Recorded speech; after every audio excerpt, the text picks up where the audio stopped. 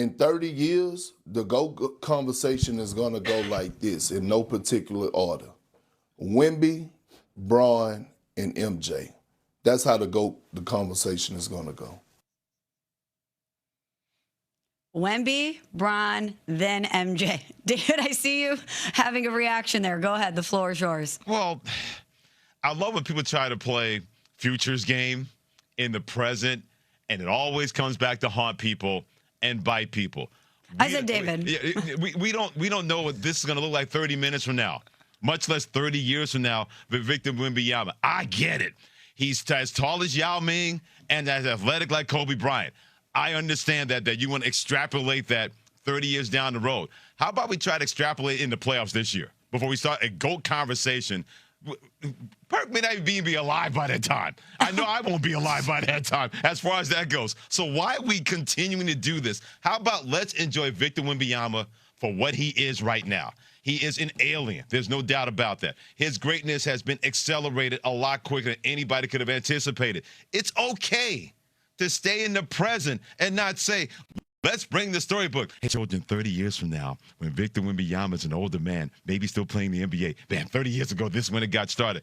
I'd rather enjoy the greatness of somebody right now that's an MVP candidate, that has the San Antonio Spurs as a legitimate candidate team to win an NBA championship. How about we leave 30 years from now, and enjoy the greatness that we got right now involving Victor Wembanyama?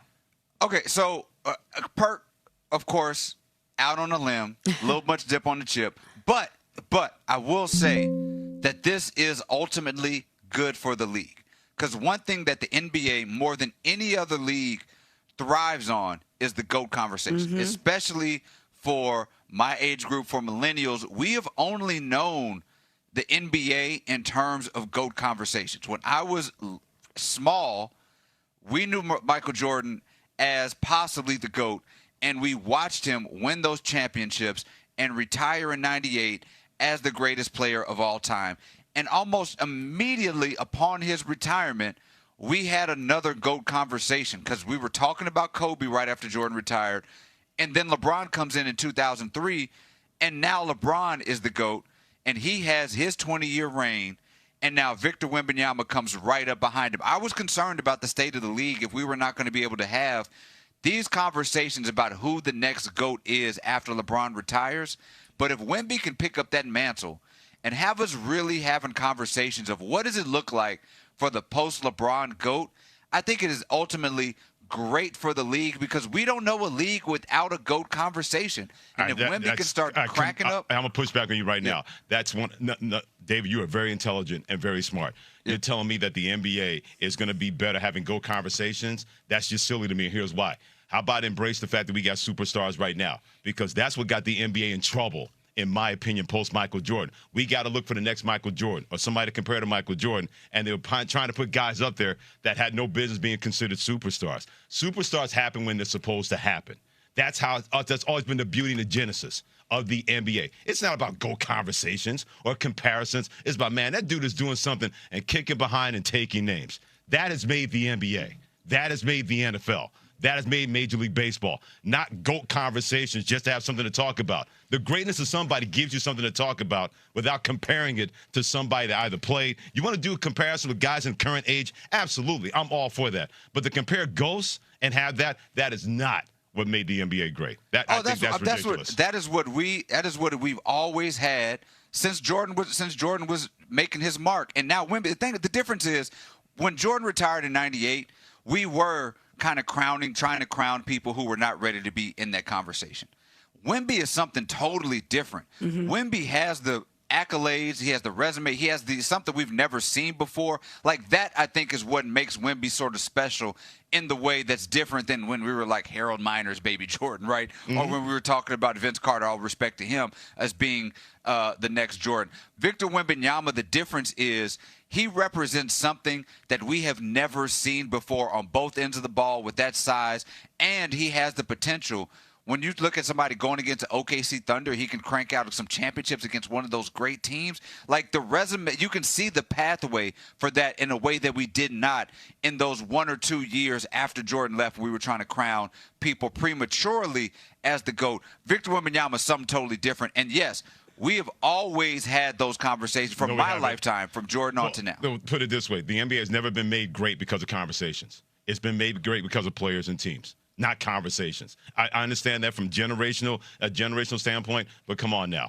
Greatness happens, and it is not. Stop putting that in the ether. I don't know. That's why dumb stuff gets reintegrated all the time. Stuff like this. Don't do that. Okay, well, we could debate Nelly versus Ludacris all show long, the same way that people debate LeBron versus Michael, if we're talking GOAT of a certain rap era or GOAT of basketball.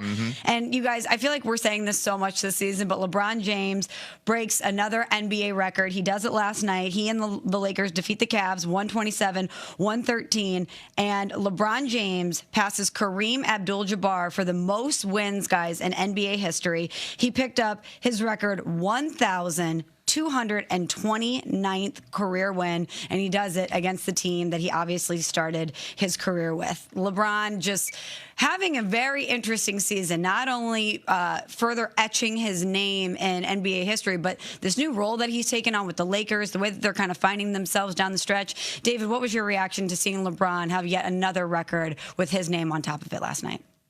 We're running out of records. We're running out of things. Like LeBron mentioned a couple weeks ago that his teammates have been making fun of him because he breaks a record every game. And it's kind of getting to that point. Like, I don't even know what other records there are to be broken. Like, by the time this thing is done, we're going to be talking about all of these, like, oh, yeah, he kind of got a record. Oh, but LeBron actually has the record, but it doesn't really matter because he's so far ahead of everybody else. Right. Like, that's what we're going to be talking about. He's got – they're making up new records for him to have, I'm pretty sure, and new patches and new things in his jersey. It's just adding to the accolades. And when we're talking about the GOAT conversation, this is where LeBron James knows that he can cement himself past Jordan in this aspect, is that LeBron James does not have a Wizards era in his career. He's not going to have a Wizards-y type of end where you say this isn't the same guy. Like, even LeBron not being the same guy, did you see the dunks he had last night? He's leading the league right now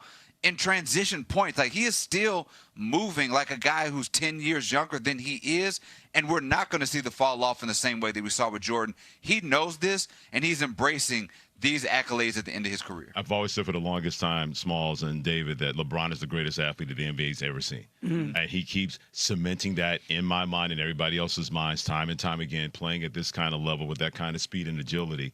And he's passed 20 years in the National Basketball Association. But I thought it was interesting when it comes to GOAT conversation.